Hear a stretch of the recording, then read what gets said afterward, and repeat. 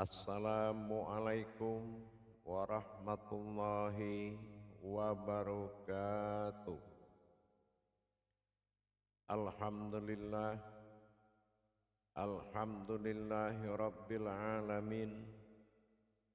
Assalatu wassalamu ala asrafil anbiya'i wal mursalin, Sayyidina wa maulana Muhammadin.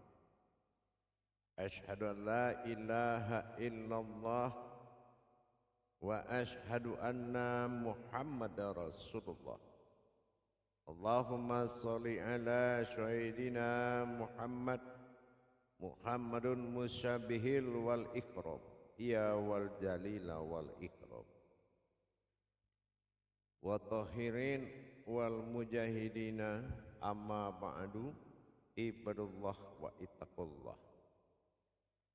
Bersyukur kita kehadirat Allah dengan mengucapkan alhamdulillahirabbil alamin atas segala limpahan karunia, rahmah dan hidayahnya, serta dengan izinnya juga kita dapat menjalankan amanahnya, belajar mengenal hakikat amal dan ibadah demi meningkatkan iman dan takwa kita kepada Allah Subhanahu wa ta'ala. Alhamdulillah, bertemu lagi dengan saya Guru Mursyid Syekh Nur Muhammad Buya Irwan Maulana Al-Khalidi, Pasaman, Sumatera Barat. Tentunya dalam rangka berbagi ilmu dan wawasan, insya Allah mudah-mudahan bermanfaat buat kita bersama. Dalam waktu dan kesempatan yang sangat kita muliakan ini, saya akan mengajak sahabat, kerabat, jamaah kaum muslimin dan muslimat, saudaraku dimanapun berada, tentang mengenal apa hakikat dari batin dan rahasia. Di dalam setiap pengkajian atau tadabbur, baik itu hakikat, baik itu tarekat maupun ma'rifat, kita akan bertemu dengan istilah batin dan rahasia. Pengenalan hakiki terhadap makna yang dimaksud batin dan rahasia secara psikologis dan secara nalar pikiran, kita tidak bisa membedakan mana yang batin dan mana yang rahasia, karena sama-sama tidak terlihat. Tetapi secara batiniah, kemampuan sifat bagi Allah pada diri kita tidak ada yang tersembunyi dari apapun yang disampaikan oleh Allah. Hanya orang-orang yang telah berhayat kepada hayatnya Allah, ruhaninya Allah, maka dia akan bisa mampu mengenal apa perbedaan batin dengan rahasia, atau dikatakan batin dan sir. Dalam hal ini kita sandarkan dalam pengenalan diri, cara memahaminya. Mana batin dan mana sir bagi diri. Karena kalau kita mengkaji kerahasiaan Allah tidak boleh keluar dari diri. Maka dalam waktu dan kesempatan ini saya mengajak ke makom diri dalam mengenal apa itu batin dan apa itu rahasia. Batin, dinamakan batin, adalah salah satu kodrat, ya. Kalau dalam sifat ibadah dinamakan ghaib, tetapi batin adalah kodrat asal. Kodrat asal yang mana semua yang terlihat itu berasal dari batin. Batin adalah sifat dari asma. Apapun yang punya nama, dia punya sifat. Sifat ini dikatakan batin. Apapun yang memiliki asma atau nama, dia pasti adalah mengenal sifat. Tidak mungkin ada namanya kalau kodratnya tidak ada. Nah, batin itu dikatakan sebuah wujud, dan rahasia dikenal juga dengan wujud. Tetapi dalam kodrat, batin memiliki asal, sementara rahasia memiliki usul. Ini pencapaiannya berbeda. Kalau kita mengenal usul, artinya itu kekal. Setiap usul datang dan pergi. Di mana usulnya, dan dia akan bertajali dan kembali kepada usul.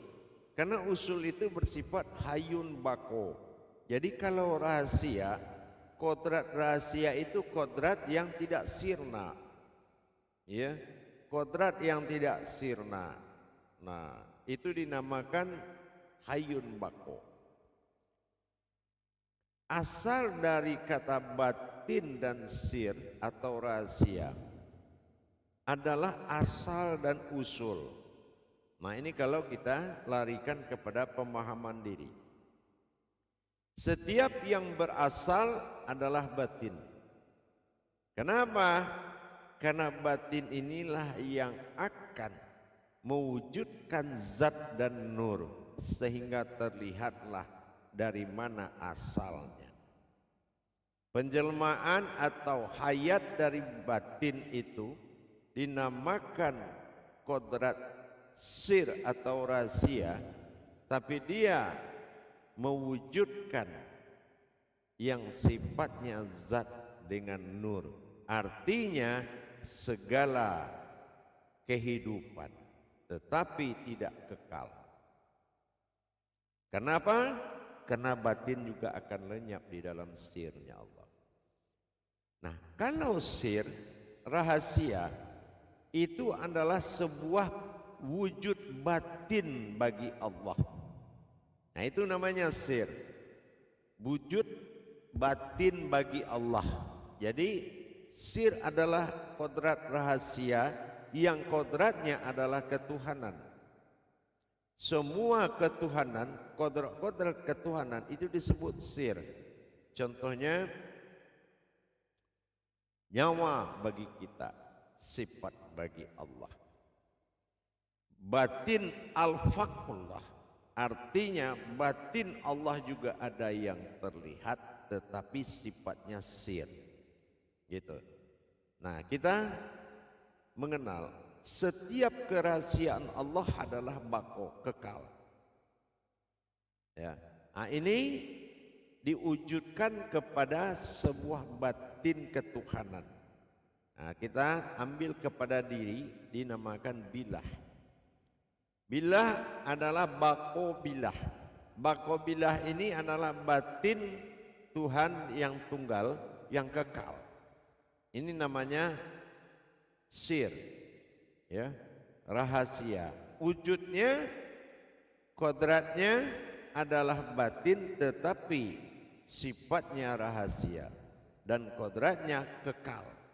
Jadi perbedaan antara makom rahasia dan makom batin adalah kekekalan. Tapi kalau batin sifatnya fana, gitu. Sifatnya fana. Fana itu artinya dia luput dan bisa luput. Contohnya yang berasal dari alam semesta ini berasal dari batinnya Allah. Nah, ini bisa luput. Nah, ini dinamakan fana. Setiap batiniah dinamakan fana. Ya. Nah, ini asal usul alam ini dari fana. Nah, dari fana inilah munculnya batiniah. Nah, itu. Kalau sir itu wujudnya rahasia, kodratnya kekal. Nah, kalau di tubuh kita melihat antara nyawa dengan tubuh. Nyawa dengan tubuh. Tubuh tubuh ini kodrat sifatnya batin. Sementara nyawa kodratnya sir. Kalau bertemu tubuh dengan nyawa, ini melahirkan hayat, hidup. Gitu. Jadi kalau kita memahami hayatullah itu adalah pertemuan sir dengan batin menjadi hayat. Hayat ini adalah suatu kodrat zat Allah yang terlihat. Nah itu, ini yang dikatakan sir dan batin. Jadi akhirnya sir dan batin ini kedua-duanya satu kehidupan. Nah kalau kita kenal di Hijaiyah itu lam alif dengan alif. Kalau kita kenal di Al-Quran ya Hijaiyahnya. Sekarang bagaimana membedakan lam alif dengan alif? Nah kita lihat lam alif tidak juga ada alifnya. Nah gitu ya, alif. Nah, ini satu kesatuan sama dengan sir dan batin tadi. Ya. Tapi kenapa dikatakan bertemunya nyawa kita dengan jasad dinamakan hayat? Sama, kalau alif bertemu dengan lam disebut lam alif, lamnya alif, maka dia akan tunggal menjadi hayat. Hayat ini yang disebut alif. Hayat dari kodrat alif dan lam tadi.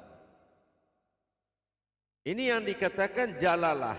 Nah, itu yang persamaan kalau kita bawa kepada pengkajian diri. Maka muncullah hayat. Kalaulah kodrat rahasia tidak bertemu dengan kodrat batin, itu tidak akan hayat, berarti bukan alif namanya. Makanya dikatakan lam alif ya. Lamnya alif. Artinya itulah alif yang berkodrat pada alam, sifatnya batin. Nah, sama dengan sir. Kalau kita larikan ke diri namanya nyawa. Nah, jadi kalau bertemu dua kodrat ini yang akan menjadi hayat, hidup. Nah itu yang dikatakan rahasia dan batin. Rahasia dan batin itu adalah sebuah hayat, sebuah rahasia. Kalau ini sudah bertemu, maka dia akan menjadi kodratnya hayat, kodrat hidup. Maka dikatakan manusia itu adalah hayatnya Allah. Nah, ini sifat bagi Allah yaitu hayat. Karena kodrat alif pada nyawa, kodrat batin pada jantung atau pada tubuh. Lam alif itu akan terbagi dua. Lam alif pada nyawa, sir. Alif nyawa, jasad, tubuh, lam jalalah. Begitu juga di batin. Seperti kita lihat di jantung kita. Wujud alif pada jantung, sir adalah kalam atau aras, yaitu bunyi atau kodrat yang menggerakkan. Wujud. Dan lam jalalah sebagai batin. Inilah wujud aku dalam batin. Nah ini yang dikatakan lam jalalah pada alam dohirnya. Ya, dikatakan markubah atau baitullah. Nah begitu juga dengan lam alif pada diri sir. Makanya dikatakan lalah atau jalalah, perjalanan alam zahir dan batin yang wujudnya zat Allah. Nah begitu kita memahami Apa perbedaan zahir dan dikatakan batin? Berawal dari sir dan batin.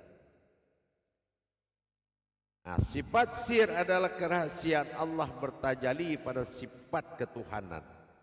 Sifat Tuhan wujud tunggal. Tapi kalau lam jalalah adalah sifat alam batin bagi wujud Allah. Jadi kalau ini yang dikatakan wujud aku dalam batin. Ini yang dimaksud pada titik awal mula jadi. Inilah yang dikatakan sifat rahasia dan batin. Jadi kalau kita ingin memahami apa rahasia-rahasia Allah adalah sifat tersirat bagi ketuhanan.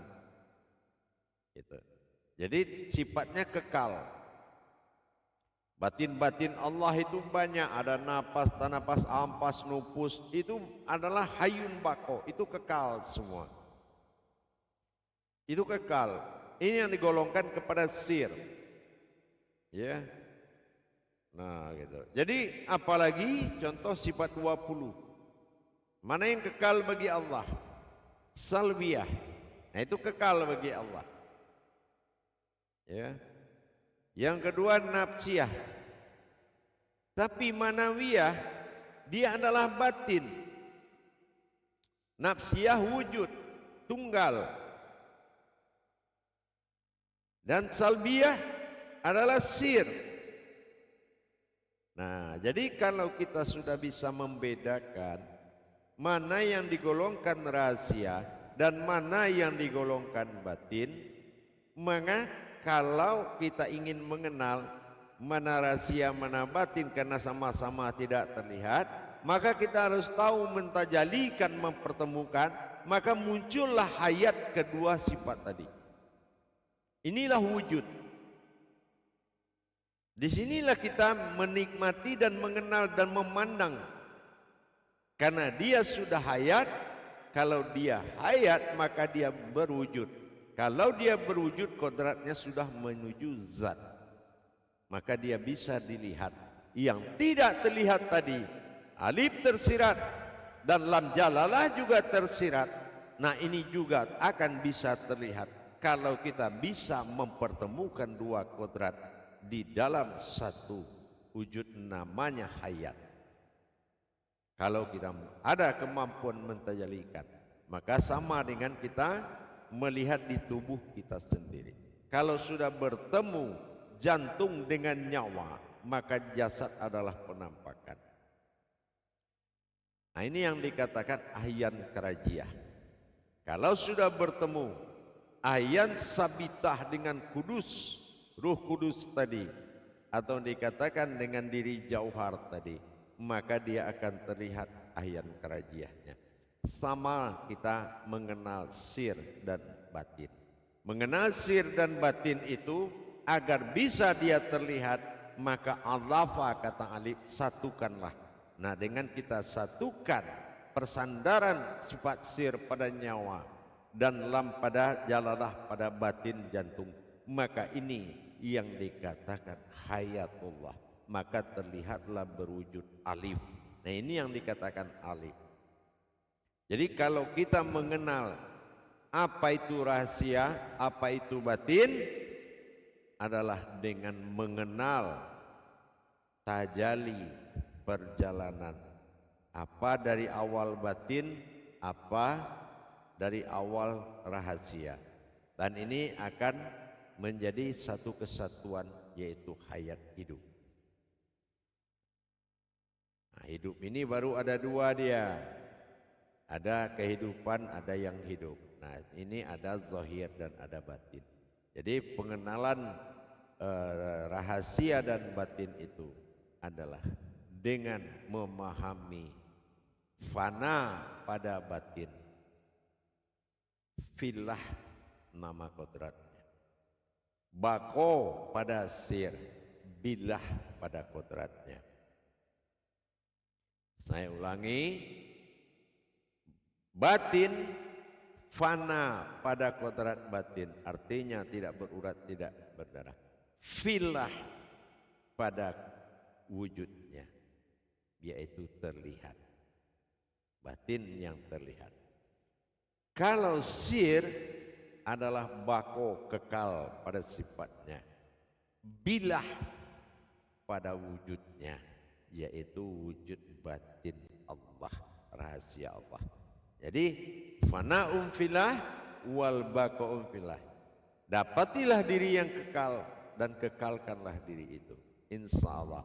Dengan ini kita sudah paham batasan mengenal rahasia dan mengenal batin dari dua kodrat, fana filah dan baqa'um filah. Inilah dasarnya kita mengenal.